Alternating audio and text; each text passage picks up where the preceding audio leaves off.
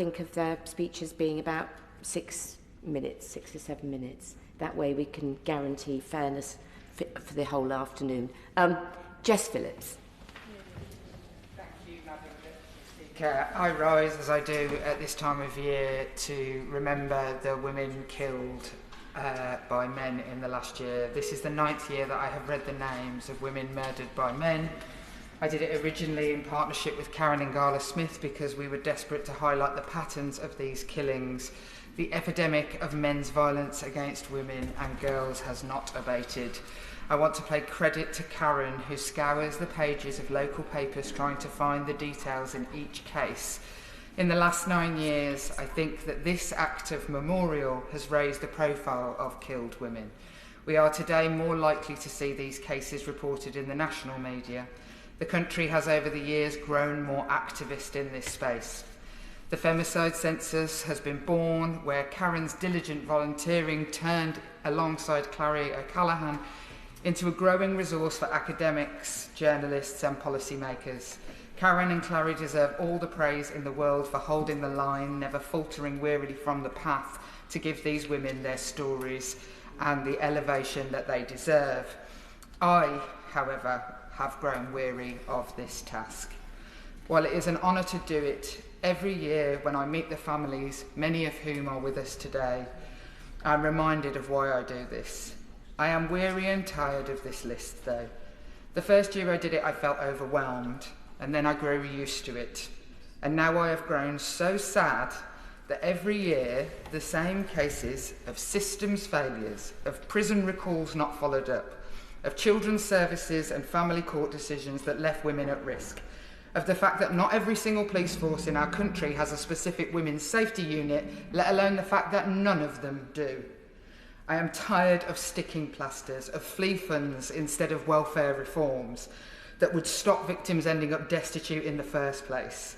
I am sick of this review into some harm or another, that review into sexual exploitation, placed on a shelf, never driven forward. I am tired that on this one day of the year of ministers announcing a little bit of this or a little bit of that, I am tired that women's safety matters so much less in this place than small boats. I am tired of fighting for systematic change and being given table scraps. Never again do I want to hear a politician say that lessons will be learned from abject failure. It is not true. This list is no longer just a testament to these women's lives. It is a testament to our collective failure. At least half of the names I am about to read out could have been saved. Here is this year's list.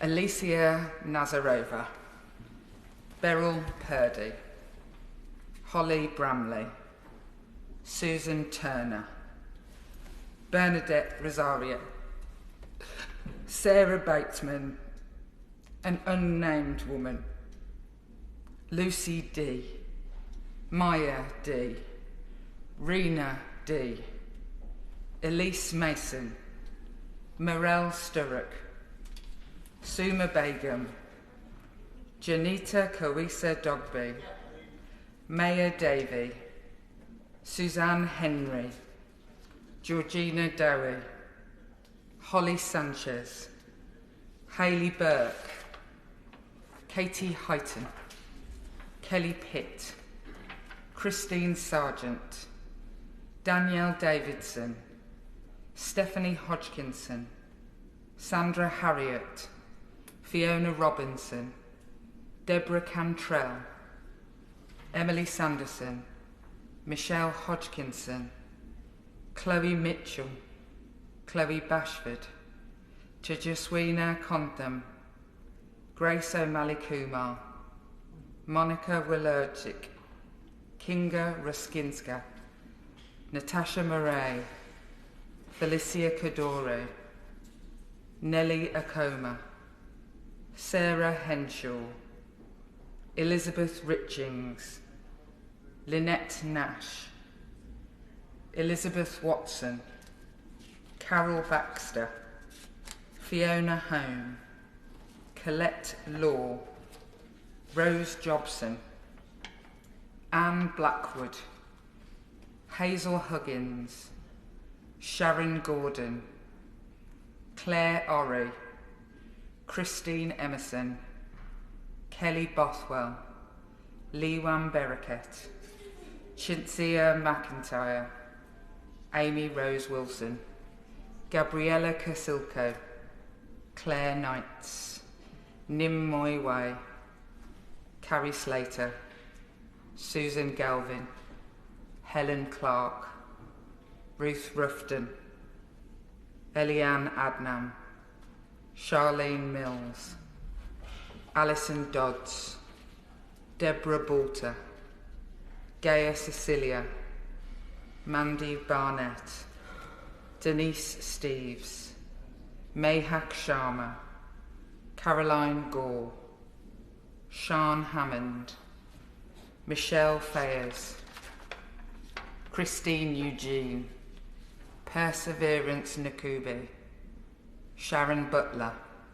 Dawn Robertson, Victoria Greenwood, Salam Al-Shara, Keisha Donaghy, Alison Bowen, Tewe Obunde, Malika Zilich, Leanne Gordon, Kamaljeet Mahay, Glenna Civita, Casey Clark, Kia Tepshipi Isaacs, Tia Simmons, Maya Bracken, Alison McLaughlin, Tara Kershaw, Kanticha Supipanga, Claudia Cambanza, Michelle Romano, Claire Levique, Sam Varley, and an unnamed woman of 40 years old from Beaconsfield.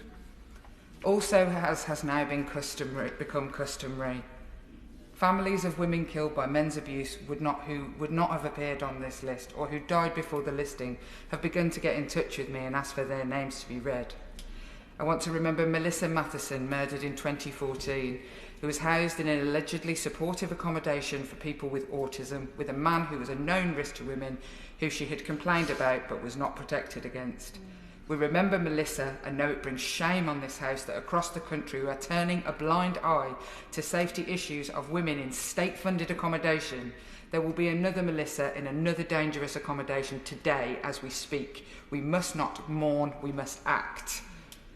Eileen Mary Thompson, whose family have asked, who died in 2017, killed at the age of 70 years old by her husband in a sheltered housing complex. Also, I was approached by the Honourable Member for Cardiff West, who asked me to remember Rita Roberts, whose family, his constituents, were told of Rita's murder in Belgium 32 years ago in 1992. Her body had gone unidentified until last year. We remember Rita Roberts in cases like hers, and that is why we include the names every year on the list of women whose names we do not know. They matter. All of these women mattered. They need to matter much more to politics. And I urge again, as I have for years, for the government to have a strategy for reducing femicide. Warm words and no political priority will never make this list shorter. Hear, hear. Caroline Noakes. Thank you, Madam Deputy Speaker, and every year the Right Honourable Lady from Birmingham Yardley reads that list out. I don't think I've ever had to directly follow her, and that is not an easy job to do. But we're here to celebrate as well as commemorate, and it is important that we reflect on International Women's Day coming up next week.